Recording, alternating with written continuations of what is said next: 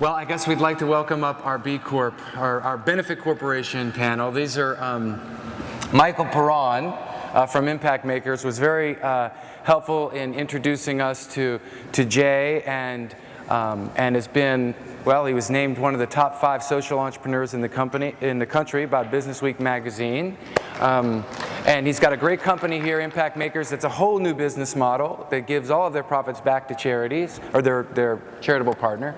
And Laura's going to lead the panel for us. And come on up. Yes, please. Yeah. Good afternoon. Welcome to this portion of the Richmond Unite Benefit Corporation panel. Jay gave you a great background on B Corps, common good enterprises, social entrepreneurialism, and much of what he said applies also to benefit corporations. We've got a great panel here, not very much time. We're going to be joined by the 2 entrepreneurs also that formed the first benefit corporation in the country. So what we're going to ask is a couple things. We'll do the intros first. They'll each say a little bit about their common good enterprise and what it does. And then we're going to talk a little bit about how they implement it in their day-to-day operations. After that, we're going to break. We'll be right over here so that while you're eating lunch or digesting, perhaps literally and figuratively, what's been said and what you've been listening to this morning, will all be available over there to answer your individual questions. All right, so with that, I'm going to ask Michael Perron to start. Okay. Well, thank you, Laura. My name is Michael Perron. I founded a company about 5.5, 6 years ago called Impact Makers. We're an IT and management consulting company focused in healthcare. We're one of the founding B corporations, actually, that Jay just spoke about, and for one of the few B corporations in Virginia, and for the longest time, one of the only B corporation in Central Virginia.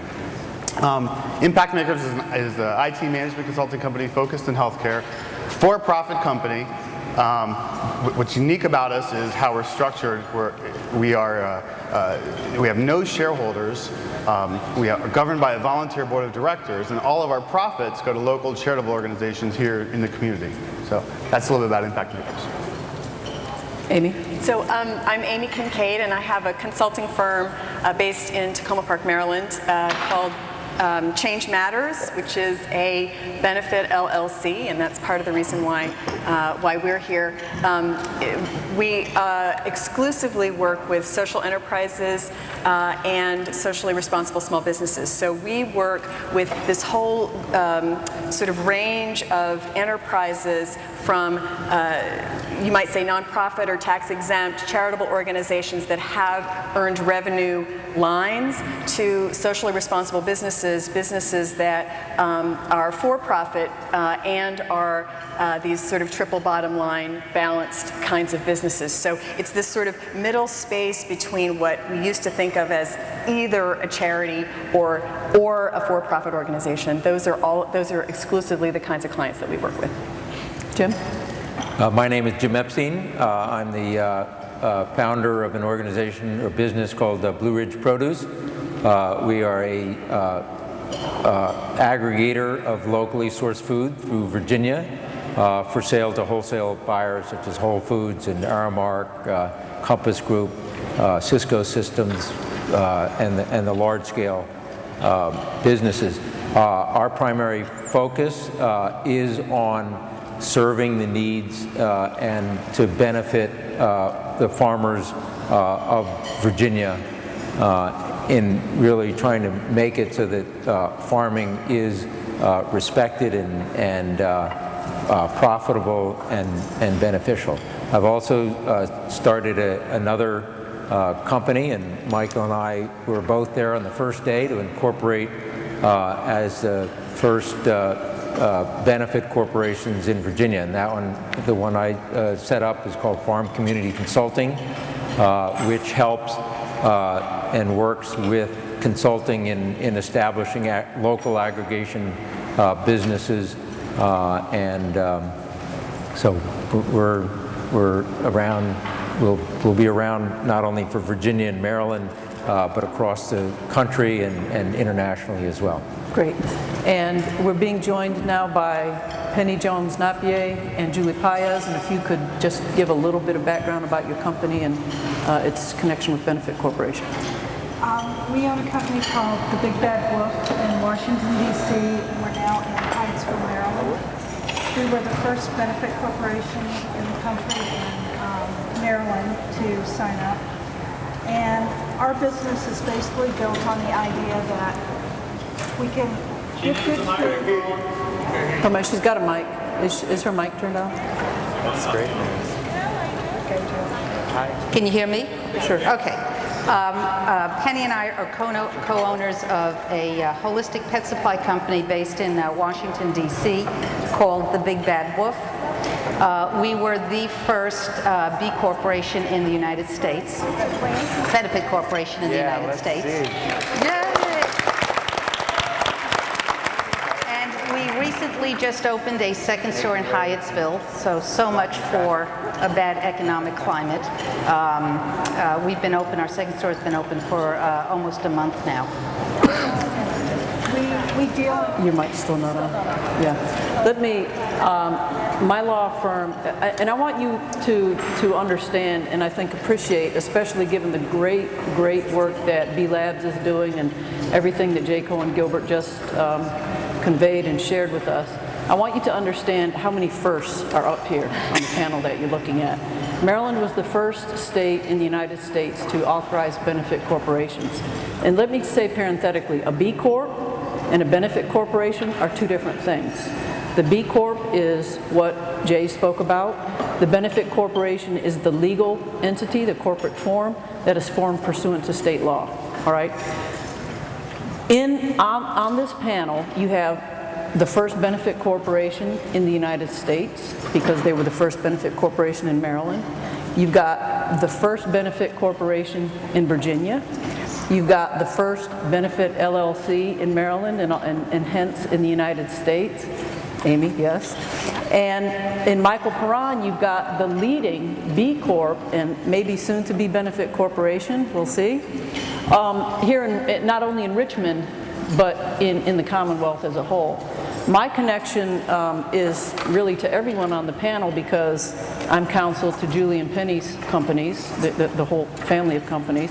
So Julie and Penny and I left Washington, D.C. at 5:30 in the morning because we were determined to be first in the country to form the benefit corporation. And we were first. The guard was a little bit startled to see us, but that's okay.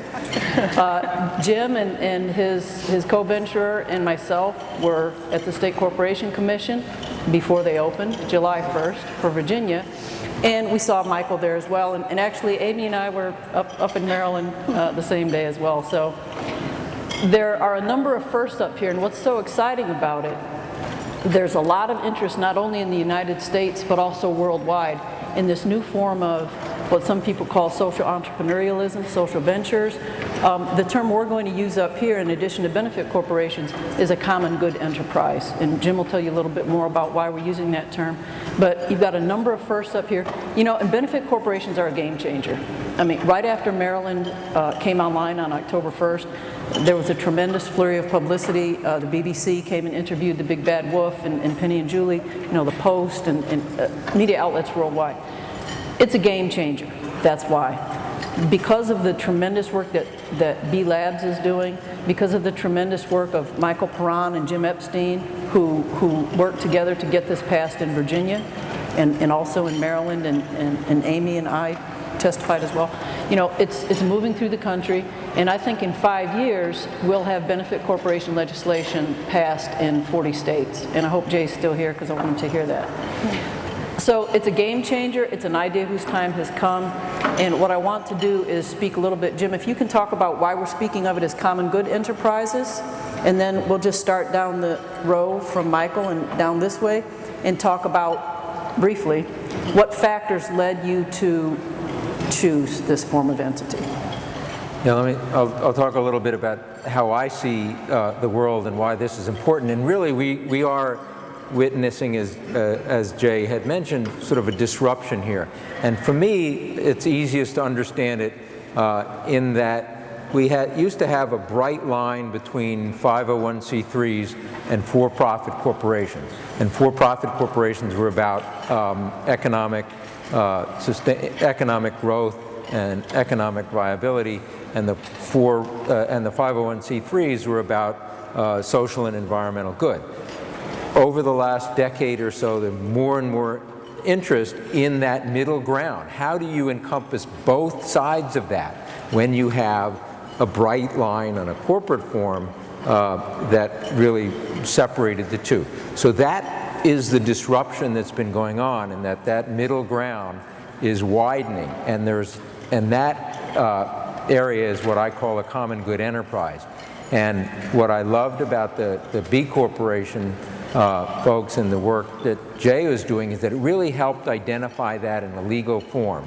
And so that's why I was interested in stepping into it, because in the work and doing the food aggregation, I really wanted to make the farmers and the growers prime part of our work.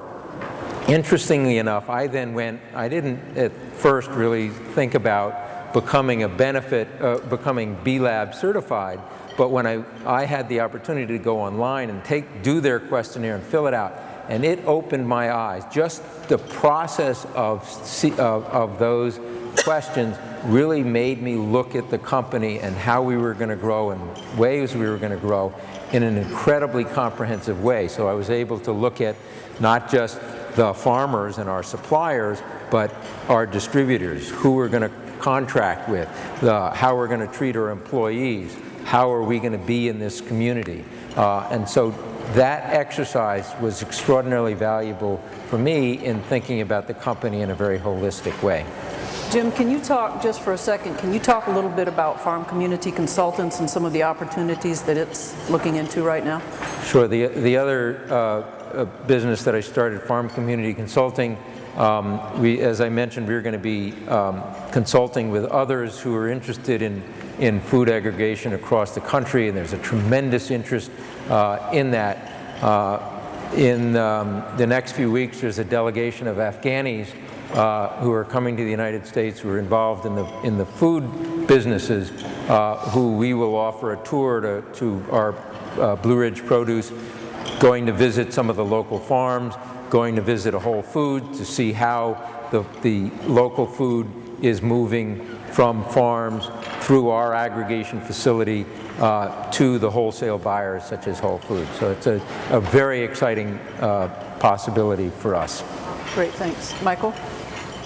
So I think, So I think for us, and the question is, why choose the social enterprise model for what we do? Because, my background was from Anderson Consulting, Accenture background, MBA, classic business education background. How do you use the power of business, essentially, to make social and environmental impact? And that's what all of us here are about. And for us, taking the traditional consulting model that everyone has and kind of turning it upside down and figuring out how to leverage that, the economic value created through that business activity, and turn that into social or community value is kind of what we're about. And the way we do that through our model is we kind of create a triple win for our employees, for our nonprofit charitable partners we work with, and for our clients. So for our nonprofit partners, we do business. We're like any other for-profit business. We generate profit. That profit becomes a revenue stream for our nonprofit partners, so they can focus a little less on fundraising, a little more on service delivery, and then we give a pro bono consulting to help them do that. For our employees, really we're empowering our employees to do well and do good at the same time. So they can use their skills, experience, and training to do all the things they've always done, getting paid the same or better salaries than they've gotten paid anywhere else, and in any of the consulting firms, and come in and do that same work and transform that economic value they create for clients into community value directly in the community. So really empowering them to do well and do good at the same time. The third part is really our value proposition to our clients, in that not only are we delivering the same consulting services that any other consulting firm out there delivers, but in my opinion better, but not only do we do that, but we also we kind of double leverage their expense dollars. They're already budgeted consulting dollars that they were going to spend for consulting. Not only do they get those services that they had budgeted for, but they're able to double leverage those expense dollars and augment, and to make community impact and augment both their foundation, charitable contribution, as well as any corporate social responsibility initiatives that they have going on. So that's really the power of our model, and we really couldn't have done it without the social enterprise model that we adopted in the way that we adopted it. Mike, just real briefly, very briefly, I'm interested whether you get the sense that your clients tend to come to you or choose image makers specifically for that purpose. They get not only top flight consulting services, but they also know that they're leveraging every dollar that they spend with you. So that's a great question. We get that question all the time. I would say, unfortunately, no, we don't get clients because of our model. But I say unfortunately, but I actually like that fact. We compete on capabilities and price. We're B2B, so really folks, they're assessing us based on our capabilities and price, and we get a lot of repeat business because we've been doing a good job. We've grown from one person 5 years ago. We're about 31 people now and $3 million in revenue. So we're not wildly successful, but we're on that trajectory. But I would say that the model has helped in two areas. It's helped us kind of get that C-level introduction in the first place because the C-level folks really care about the impact they're making in the community, that their companies are making in the community. So having our model has helped us get that introduction and kind of get the conversation going there. I think it's also, I guess it hasn't gotten us work, but it's been the tiebreaker subjectively on competitive bids. So we've seen that, all else being equal, that it's helped us win the work. Sure, great, thanks. Amy, before you address your decision to become a benefit LLC, I'd just be interested from the people in the room. Right now, how many of you, and I can actually see some of you through the lights, how many of you are considering establishing a for-profit corporation or had wished possibly that you could in the past, but also wanted to have that social entrepreneurialism or that common good aspect to it? Can I just, so there's a lot of people out there, there's probably 40–50%. And so, and I think that speaks to a lot of what we're seeing now in this country, and Jay talked about it very passionately, which is this desire to make a dollar, as Mike's company does, but also to create social change and to put your dollars where you choose to put them. Amy, can you speak a little bit about becoming a benefit LLC and what Change Matters does as well? I also say how much I like hearing Michael say this thing that he said about, well, I'm not sure it's actually getting us business because we are a B Corporation certified and the way that we do business. But what I love about these new benefit corporation and benefit company laws and these new sort of structures, it sort of gives the freedom and support and structure to entrepreneurs who want to do their businesses this way. It sort of gives them some support to do that. And I hope for all of us that the markets will come. The markets will come with that and the recognition. So I come at this from a different place. My professional work was really with tax-exempt 501c3 and foundation organizations. That's how I came to it. And the consulting work that I have been doing had been fundraising, board development, we call it capacity building. Are there a lot of nonprofit, tax-exempt, charitable, that sort of whole sector? Okay, so that was sort of the work that I did, and found that we were doing a little bit more work with small local businesses who had these other kind of, we're calling it now balanced bottom lines, but there really wasn't language for it. And when this new law came out in Maryland, I thought, wow, that's interesting. That's sort of talking about me and the way I like to work and the way that my clients like to work. So I need to know more about that. Who knows about this? Well, there weren't a lot of people in the state who knew about this law, really much at all, but there were a few of us who were asking questions. And so one of the things that we did was, over the last year, we've convened a lot of, I don't know, maybe a dozen dialogue and education events around common good enterprise and these kinds of hybrid businesses and social enterprises. So the reason that we decided to become a benefit LLC, which was not an option, was because we wanted to be part of this club. We wanted to be sort of named and honored in the same way. This was the kind of way that we and other service businesses were doing it, and we wanted to sort of be part of this group. But the law, the benefit law, the model laws really just focus on those kinds of businesses that have shareholders. Now, I am the only shareholder in my business, not really a shareholder, right? So I sort of joke about this and say I'm unlikely to sue myself for behaving badly and not maximizing my revenue, although that might be a good idea on some days. However, that's not the reason why. So that reason is not why I would want to become a benefit company or benefit corporation. But I do want to honor the way that we intend to do our work and the way that our clients do, and that's really why we decided to become a benefit LLC. Great, thanks. Penny and Julie, whoever wants to take this point, I'd be interested in hearing the same thing from the perspective of your business, but also you're first in another sense, in that you're the first B-certified franchise company. So if you could speak to both those issues, please. For us it was important, well, let me back up. When we opened up the Big Bad Wolf, Penny and I applied many of the principles in our daily life to the business, which were sustainable practices, recycling, being careful of the products that you use in your house, what you eat, where the food comes from, how it's manufactured, how it's produced. So we just applied those principles to the first store, having no idea that there was going to be something called sustainable business practices coming down the pike. During the first pet food recall, we were in business about a year? Almost 2 years. And because of the way we selected what we sold in the store, we wound up sending back about $200 worth of product, which wasn't even on the recall list, but it was our excuse to get it out of the store because we didn't want it. And on the flip side, you went over to the big box stores, and it was just row after row after row of empty shelves. And we knew at that point that we had something that was really vital and something that we needed to grow. And it was unique. And it was unique, and we kept expanding that. So we went from choosing the food products and the supplements to looking at supplies that we sold in the stores.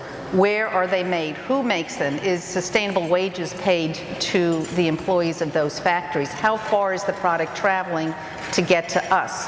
And also, in our own right, we wanted our employees to be treated fairly and well. So as a small retail business, a very small retail business, it was our focus to make sure that they had benefits. We pay a sustainable wage. We pay health insurance to our full-time employees. And this was important to us to carry through.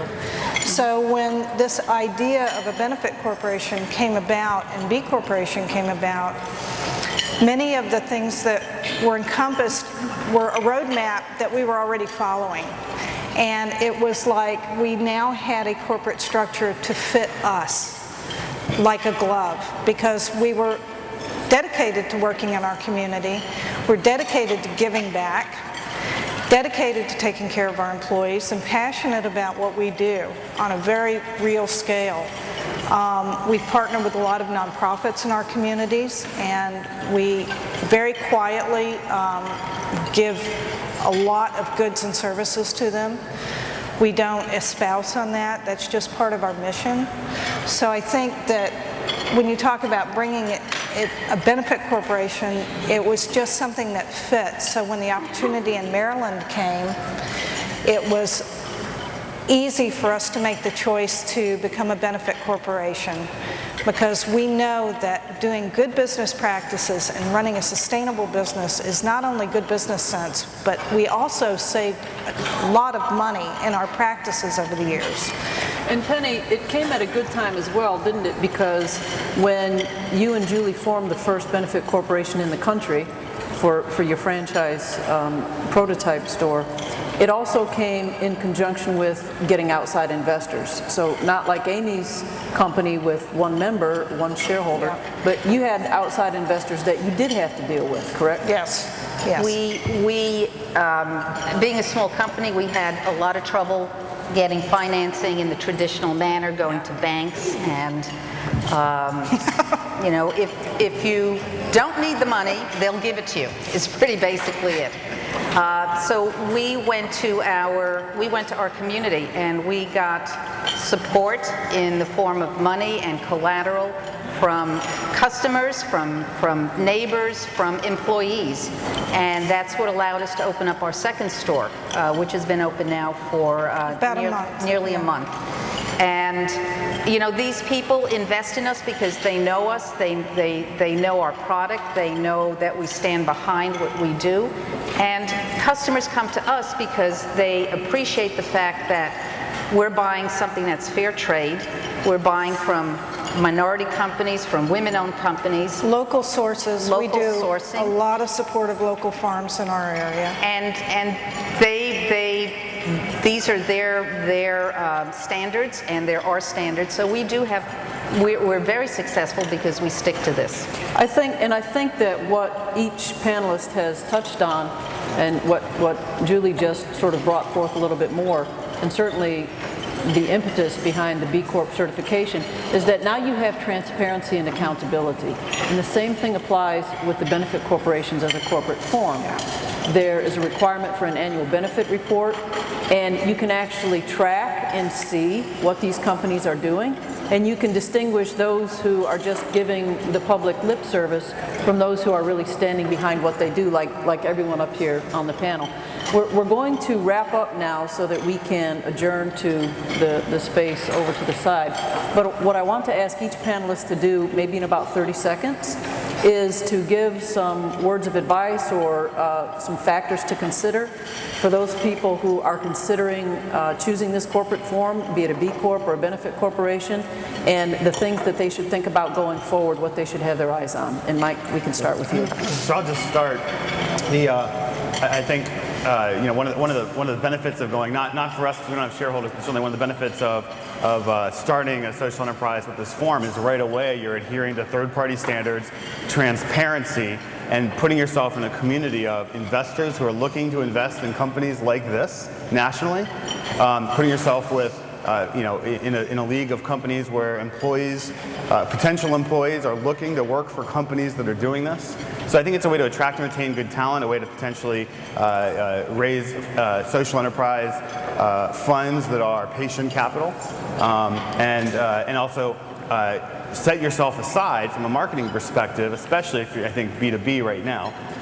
Sorry, B2C, the consumer, where there's, you know, we heard Jay say there's 60 million Americans who really want to support socially responsible business, and that's a factor in their buying decision, right? So it's a way to really, from a marketing perspective, set yourself aside and say you are certified and are doing this. You're not just saying you're doing it. Great. And I think the last thing is really just go do it. Impact Makers started with $50 in the bank account, one contract, and a good idea. We're not wildly successful, but you know, follow your passion is the advice, and you know, you have this great social enterprise model and legal structure and B Corporation certification standard that can give you the framework for following that passion and pay your mortgage at the same time, because we're running profitable businesers that are paying our mortgages and at the same time making the social impact. Great, thanks. Business or this enterprise, should I be a charity or a nonprofit, or should I be a business, or what? And for us, we always advise people to dial it back a little bit, think about what is the thing you're trying to do or make in the world? What is the thing? And then think about who's going to pay for that.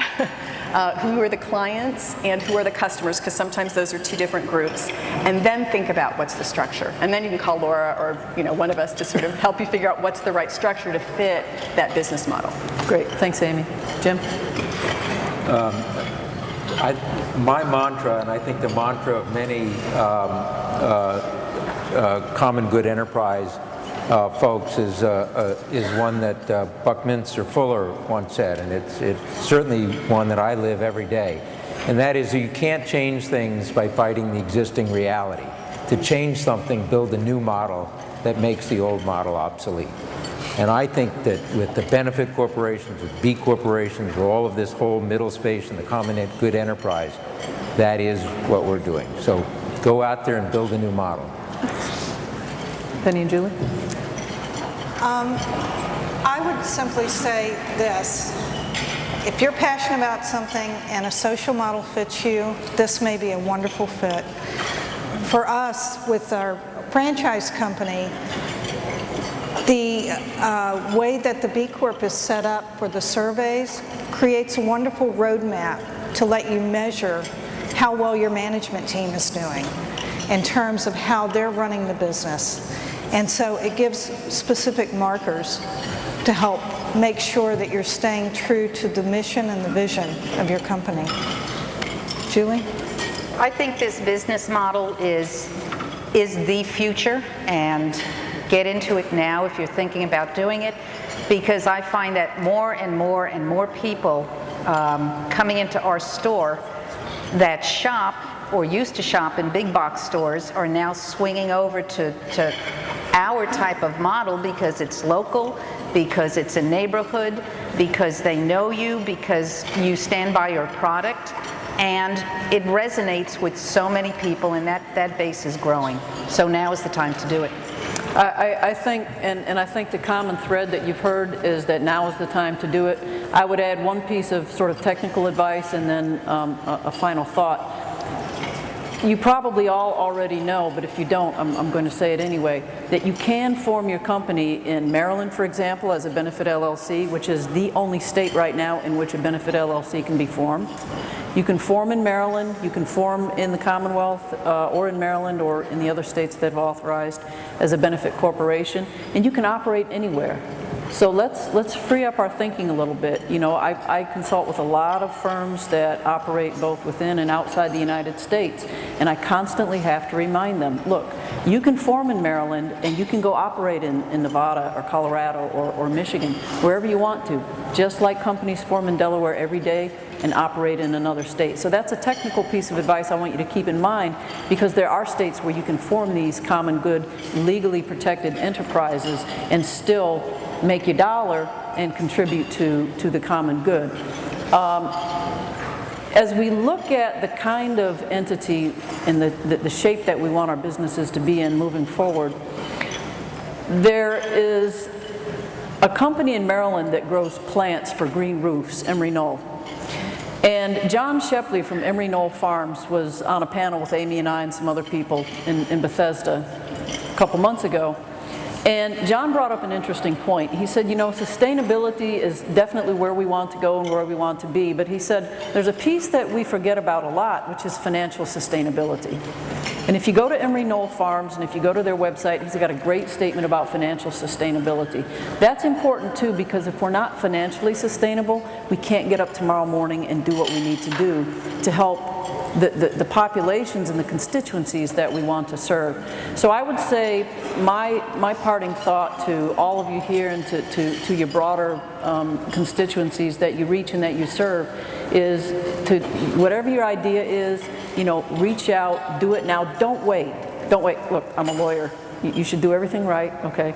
But don't wait. Don't let the perfect be the enemy of the good. Get out and do it, and take your community that you have here today and that you have in Richmond and beyond into the Commonwealth and into the rest of the United States and the world. Take that community, strengthen and deepen it, and expand it as you go out to focus on your mission and achieve the sustainability and the common good that we're all working towards. Thank you.